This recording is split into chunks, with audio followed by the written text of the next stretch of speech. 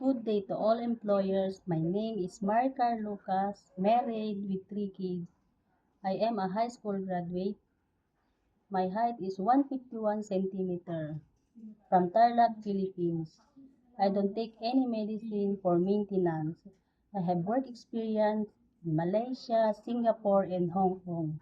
My main duty are taking care of the children, cooking, ironing, washing clothes, washing dishes.